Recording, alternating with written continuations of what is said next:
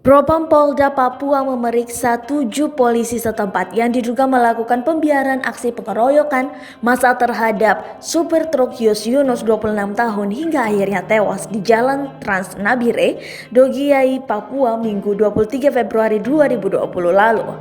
Korban sendiri telah berusaha meminta pertolongan dan perlindungan kepada sejumlah polisi bersenjata. Namun aksi brutal warga tak bertindak tegas para polisi itu.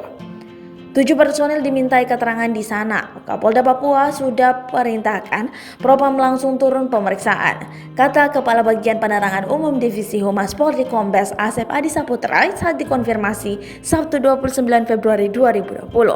Asep menerangkan pihak Propam Polda Papua mendalami kronologis kejadian dari ketujuh polisi itu yang diketahui datang ke lokasi bersama korban untuk pengamanan pasca kecelakaan kendaraan.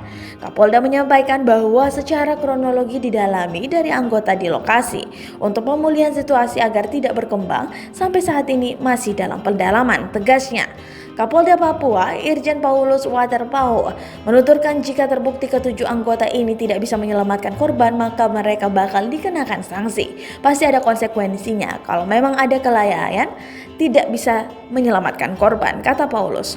Pengeroyokan massa disertai pembiaran petugas kepolisian hingga akhirnya korban tewas kali pertama disampaikan kakak korban Aninaya melalui unggahan video kejadian di media sosial pada 25 Februari 2020.